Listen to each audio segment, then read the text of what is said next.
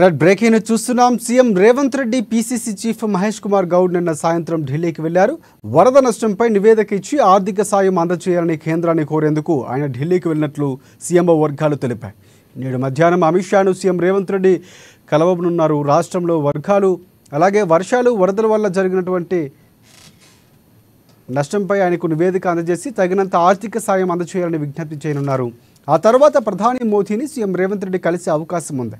అనంతరం వారు సోనియా గాంధీ, ఖర్గే, కేసీ వేణుగోపాల్ కలిసి మంత్రివర్గ విస్తరణ, బీఆర్ఎస్ నుంచి కాంగ్రెస్లో చేరిన ఎమ్మెల్యేల విషయంలో హైకోర్టు ఇచ్చిన తీర్పు తర్వాత పరిణామాలపై చర్చించే అవకాశం ఉంది.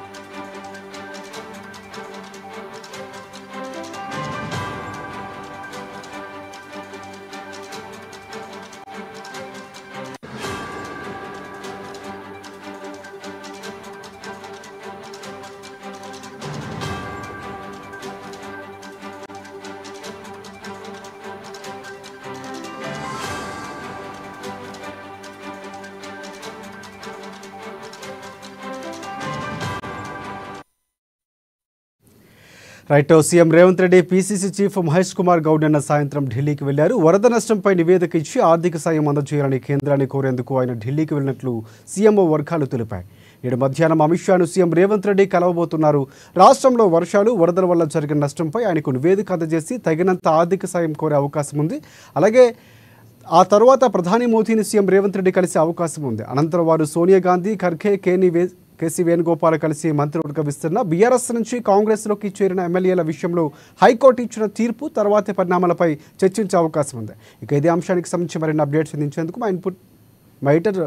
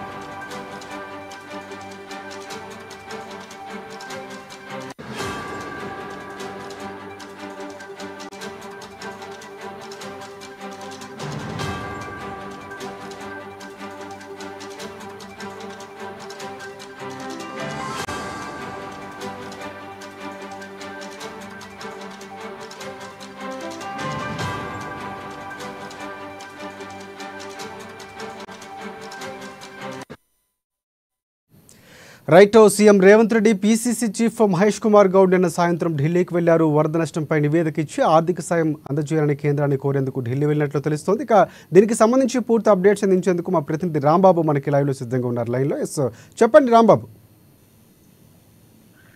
రాష్ట్ర ముఖ్యమంత్రి రేవంత్ రెడ్డి నిన్న సాయంత్రమే ఢిల్లీకి బయలుదేరి వెళ్లారు. ఇటు ముఖ్యమంత్రి రేవంత్ రెడ్డితో పాటుగా తర్వాత పిసిసి అధ్యక్షులు కూడా ఢిల్లీకి బయలుదేరారు. ఆ తర్వాత డిప్యూటీ సీఎం కూడా ఇటు ఆర్థిక సదస్సుకు సంబంధించినటువంటి ఢిల్లీకి అతను కూడా వెళ్ళడం జరిగింది.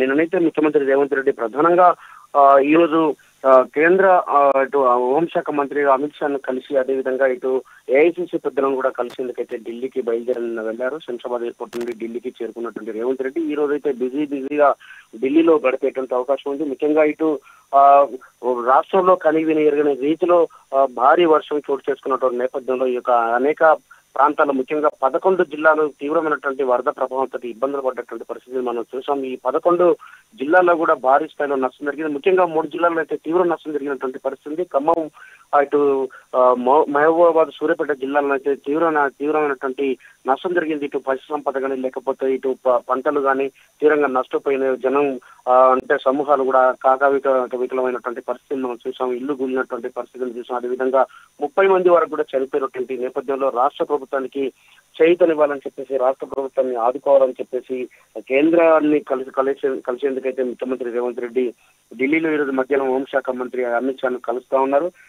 ఇప్పటికే శివరాజ్ సింగ్ చౌహాన్ ఇటు తెలంగాణ పర్యటన సందర్భంగా ఇటు ఏరియల్ సర్వే కూడా నిర్వహించారు. ఏరియల్ సర్వే ద్వారా కూడా అతను కూడా రాష్ట్రంలో జరిగినటువంటి నష్టాన్ని కూడా పరిశీలించారు. మరొకవైపు సచివాలయంలో ఇటు ఫోటో ఎగ్జిబిషన్ కూడా ప్రదర్శించడం జరిగింది. రాష్ట్రంలో జరిగినటువంటి నష్టాన్ని కూడా ముఖ్యమంత్రి రేవంత్ రెడ్డి ఇటు అధికారులు కూడా శివరాజ్ సింగ్ చౌహాన్ కి అయితే వివరించినటువంటి పరిస్థితి ఉన్నది. ఈ నేపథ్యంలోనే 5,438 కోట్ల రూపాయల నష్టాన్ని అంచనా వేసినటువంటి రాష్ట్ర సర్కార్ దానికి సంబంధించి ఇటు వెంటనే సహాయం చేయాలని చెప్పేసి రాష్ట్ర ప్రభుత్వం అయితే కోరింది. ఈ నేపథ్యంలోనే మరొకసారి కూడా ఢిల్లీకి ముఖ్యమంత్రి వెళ్లి ఇటు కేంద్ర హోంశాఖ మంత్రులను అయితే కలుస్తా ఉన్నారు. రాజశేఖర్, స్పష్టత అంటే కలిసే అవకాశం, పర్మిషన్ వచ్చినటువంటి పరిస్థితి కనిపిస్తుంది. అంటే ముందస్తుగా ఏమైనా దానికి సంబంధించి ప్రోటోకాల్ ప్రకారం అపాయింట్మెంట్ తీసుకున్నటువంటి పరిస్థితి ఏమైనా మనకు ఉందా? అంటే రాజశేఖర్, ముఖ్యమంత్రి రేవంత్ రెడ్డి ముందుగానే ఇటు ఏఐసిసి పెద్దలను కలవాలని చెప్పేసి, అంటే ఏఐసిసి పెద్దల నుండి సమాచారం వచ్చింది, ఢిల్లీకి రావాల్సిందిగా కోరినటువంటి పరిస్థితి ఉన్నది. పిలుపు రావడంతో ఇటు ముఖ్యమంత్రి రేవంత్ రెడ్డి అయితే ఢిల్లీకి వెళ్ళడం జరిగింది. నిన్న రాహుల్ గాంధీ కూడా నిన్ననే ఇటు విదేశీ పర్యటన ముగించుకొని ఢిల్లీకి వచ్చినటువంటి సందర్భంగానే ఈ రోజు ఇటు రాహుల్ గాంధీని, అదేవిధంగా మల్లికార్జున ఖర్గేను, కేసీ వేణుగోపాల్ను కూడా కలిసి ఇటు రాష్ట్ర తాజా రాజకీయ పరిస్థితులు కానీ లేకపోతే రాష్ట్రంలో జరిగినటువంటి వరద నష్టానికి సంబంధించినటువంటి అంశాలు కానీ రాష్ట్రంలో వచ్చినటువంటి వర్ష ప్రభావిత ప్రాంతాల పరిస్థితులను మొత్తం వివరించేటువంటి ఒక ప్రయత్నం చేస్తారు. అదేవిధంగా దాంతో పాటుగానే రాష్ట్రంలో జరిగినటువంటి వరద నష్టానికి సంబంధించి సహాయాన్ని గతంలో కూడా ఏదైతే విపత్కర పరిస్థితుల్లో వాడుకున్నటువంటి నిధులను కూడా విడుదల చేయడం లేదు కేంద్రం అని చెప్పి దాన్ని కూడా ఏఐసిసి నేతల పెద్దల దృష్టికి తీసుకెళ్లేటువంటి అవకాశం ఉంది. మరొక వైపు ఇటు హోంశాఖ మంత్రిని కలిసిన తర్వాత ప్రధాని కూడా కలిసేటువంటి అవకాశం ఉన్నది ముఖ్యమంత్రి. ఇటు ఈ యొక్క 5,438 కోట్ల రూపాయల అంచనా వేసి అంచనా ప్రకారంగా ఇప్పటికే నిధులను తక్షణమే విడుదల చేయాలని చెప్పి కోరినటువంటి నేపథ్యంలో శివరాజ్ సింగ్ చౌహాన్ ఇక్కడ పరిశీలించిపోయిన తర్వాత తెలుగు రాష్ట్రాలకు 3,000 కోట్ల రూపాయల ఆర్థిక సాయాన్ని ప్రకటించినా కానీ ఈ యొక్క 1,000 కోట్ల వరకు తెలంగాణకు వచ్చేటువంటి అవకాశం ఉంది. కానీ దాంతో సరిపోయేటువంటి అవకాశం లేదు. కాబట్టి తీవ్ర నష్టం జరిగినటువంటి నేపథ్యంలోనే ఈ యొక్క ఆర్థిక సహాయాన్ని, అంటే విపత్కర పరిస్థితుల్లో ఉన్నటువంటి సందర్భంలో అందించాల్సినటువంటి సహాయాన్ని పెంచాలని చెప్పేసి రాష్ట్రానికి రావాల్సినటువంటి నిధులను కూడా విడుదల చేయాలి. ఇలాంటి పరిస్థితుల్లో చాలా ఇబ్బందికరంగా ఉన్నటువంటి పరిస్థితుల్లో ఉంది. రాష్ట్రం కూడా ఒకవైపు గత 10 ఏళ్లలో 6 లక్షల కోట్లకు పైగా అప్పుల్లో చిక్కున్నటువంటి పరిస్థితి ఉంది. కాబట్టి ఒకవైపు అప్పులు వడ్డీలు చెల్లించేటువంటి పరిస్థితి, మరొక వైపు రాష్ట్రాన్ని అభివృద్ధి చేయాల్సిన పరిస్థితి, మరొక వైపు విపత్కర పరిస్థితి, వీటన్నిటిని కూడా ఎదుర్కోవాలంటే రాష్ట్రానికి పెద్ద ఎత్తున సహాయం చేయాలని చెప్పేసి కోరేందుకైతే అంటే మధ్యాహ్నం అమిత్ షా, ఆ తర్వాత సాయంత్రం ప్రధానిని కూడా కలిసేటువంటి అవకాశం ఉంది. తర్వాత ఇటు ఏఐసిసి పెద్దలను కలిసి రాష్ట్ర మంత్రివర్గ విస్తరణకు సంబంధించినటువంటి అంశాలు ఇప్పటికే 6 ఖాళీలు ఉన్నాయి. కాబట్టి ఈ ఖాళీలకు సంబంధించినటువంటి అంశంలో ఇప్పటికీ వివిధ జిల్లాలకు ప్రాతినిధ్యం లేని, మంత్రివర్గ ప్రాతినిధ్యం లేని జిల్లాలైనటువంటి ఆదిలాబాద్ కానీ, లేకపోతే హైదరాబాద్ కానీ, రంగారెడ్డి కానీ, నిజామాబాద్ కానీ జిల్లాలకు మంత్రివర్గం లో చోటు కల్పించాలని చెప్పేసి కోరేటువంటి అవకాశం ఉంది. ఈ మంత్రివర్గ విస్తరణ పైన కూడా ముఖ్యమంత్రికే అన్ని అధికారులు ఇచ్చినా గానీ ముఖ్యమంత్రి కూడా ఆచితూచి వ్యవహరిస్తూ ఇక్కడ రాష్ట్ర నాయకత్వాన్ని, అదేవిధంగా కేంద్ర నాయకత్వాన్ని సంప్రదించి అందరి ఏకాభిప్రాయం మేరకు మాత్రం ఈ యొక్క మంత్రివర్గ విస్తరణ చేపట్టాలని చెప్పేసి భావిస్తున్నారు. కాబట్టి దీనిపైన, అదేవిధంగా నామినేటెడ్ పోస్టులకు సంబంధించినటువంటి అంశంపైన ఒకవైపు రాష్ట్రంలో గతంలో బీఆర్ఎస్ పార్టీ, కాంగ్రెస్ పార్టీ నుండి, టీడీపీ నుంచి, సిపిఐ నుండి సభ్యులను బీఆర్ఎస్ లో చేర్చుకున్నటువంటి పరిస్థితి ఇప్పుడున్నటువంటి పరిస్థితి కూడా. ఎందుకంటే ఒకవైపు హైకోర్టు కూడా పార్టీ ప్రయాణికులకు సంబంధించినటువంటి అంశంలో కీలకమైనటువంటి ఆదేశాలు జారీ చేసింది. కాబట్టి ఈ యొక్క అంశాన్ని కూడా కేంద్ర నాయకత్వం దృష్టికి తీసుకొచ్చేటువంటి అవకాశం ఉంది రాజశేఖర్.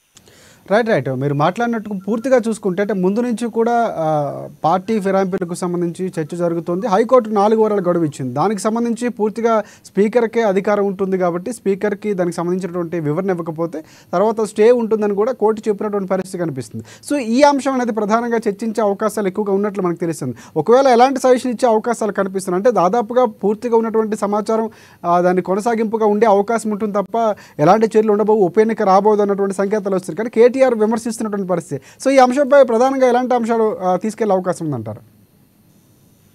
రాజశేఖర్, పార్టీ ఫిరాయింపుల చట్టం అమలు ఈ దేశంలో ఎప్పుడు ఇంతవరకు కాలేదు. పార్టీ ఫిరాయింపుల చట్టం చేసినా గానీ ఈ చట్టంలో ఉన్నటువంటి అనేక లోపాలు తీసుకొని ఒక పార్టీ ఫిరాయింపుల చట్టం నుంచి ఫిరాయింపుదారులు బయటపడుతున్నటువంటి పరిస్థితి కాబట్టి ఇది పూర్తి స్థాయిలో ఇంప్లిమెంటేషన్ కావడం లేదు. కానీ గతంలో జరిగినటువంటి అనేక సందర్భాల్లో కూడా ఇక ఎమ్మెల్యేలు కానీ ఎంపీలు కానీ వివిధ పార్టీల నుంచి ఇంకో పార్టీకి వెళ్ళిపోతున్నటువంటి పరిస్థితిని మనం చూస్తాం. ఈ నేపథ్యంలోనే మరొకసారి కూడా ఈ తెలంగాణలో ఈ అంశం తెరపైకి వచ్చింది. ఇక హైకోర్టు దాకా వెళ్ళింది. గతంలో కూడా ఇటు కాంగ్రెస్ పార్టీ సభ్యులు కూడా హైకోర్టుకి వెళ్ళినా కానీ హైకోర్టు లేట్ గా స్పందించింది. ఈ తరహా స్పందించినటువంటి పరిస్థితి లేదు. ఇప్పుడున్నటువంటి పరిస్థితుల్లో హైకోర్టు ఇచ్చినటువంటి ఆదేశాలు 4 వారాల్లో స్పీకర్ కనుక నిర్ణయం తీసుకోవాలని చెప్పేసి ఒకవేళ నిర్ణయం తీసుకోకపోతే దానిపైన ఏ విధంగా ఉంటుంది దానిపైన ఒక చర్చ జరుగుతోంది. ఈ స్పీకర్ అయితే ఒక నిర్ణయం తీసుకున్నటువంటి అవకాశం ఉంది. అది స్పీకర్ విచక్షణకు ఉంటది, అధికారం ఉంటది కాబట్టి స్పీకర్ అయితే ఈ యొక్క ఎమ్మెల్యేల అనర్హతకు సంబంధించినటువంటి అంశం పైన నిర్ణయం తీసుకోకపోతున్నట్టు ఒక చర్చ జరుగుతూ ఉన్నది. ఒకవేళ నిర్ణయం తీసుకుంటే ఇది ఉప ఎన్నిక వచ్చేటువంటి అవకాశం ఉంటది కాబట్టి ఒకవేళ స్పీకర్ కనుక నిర్ణయం తీసుకోకపోతే దానిపైన ఇటు విపక్ష సభ్యులు ఎవరైతే ఉన్నారో విపక్ష పార్టీలు మరొకసారి కూడా సుప్రీంకోర్టుకు వెళ్ళేటువంటి అవకాశం ఉంది. ఒకవేళ నిర్ణయం తీసుకునేటువంటి అవకాశం ఉంటే మాత్రం ఈ ఇటు సంబంధిత ఏదైతే బీఆర్ఎస్ నుంచి కాంగ్రెస్ వచ్చినటువంటి సభ్యులు కూడా సుప్రీంకోర్టును ఆశ్రయించేటువంటి అవకాశం కనపడుతోంది. మొత్తానికైతే ఈ యొక్క వ్యవహారం అయితే మరొకసారి ఇటు హైకోర్టు నుంచి సుప్రీంకోర్టుకు వెళ్ళేటువంటి అవకాశం కనపడుతోంది. ఏదున్నా స్పీకర్ నిర్ణయం ప్రకారం ఉంటుంది కాబట్టి స్పీకర్ అయితే ఈ 4 వారాల్లో ఏదో ఒక నిర్ణయం తీసుకున్నటువంటి అవకాశం కనబడుతుంది Rajasekhar. Right thanks for updates Rambabu. మొత్తానికి పూర్తి స్థాయిలో జరుగుతున్నటువంటి రాజకీయ పరిణామాలపై చర్చించే అవకాశం ఉంది ఢిల్లీలో. ప్రధానంగా వెళ్ళిన ప్రతిసారి కూడా కేంద్ర మంత్రులు కలుస్తున్నారు. ఈసారి వరద నష్టానికి సంబంధించి కూడా పూర్తిగా నివేదిక కోరే అవకాశం కనిపిస్తుంది. ఇటువైపు ప్రధాని మోదీకి సంబంధించి చాలాసార్లు కలిసినటువంటి పరిస్థితి గతానికి ఇప్పటికి కూడా. సో ఈసారి పూర్తిగా 2 తెలుగు రాష్ట్రాలు పూర్తిగా వరదల్లో చిక్కుకున్న తీవ్ర నష్టం జరిగినటువంటి పరిస్థితి కనిపిస్తుంది. సో ఆ నివేదికలు ఇచ్చే అవకాశం ఉంది.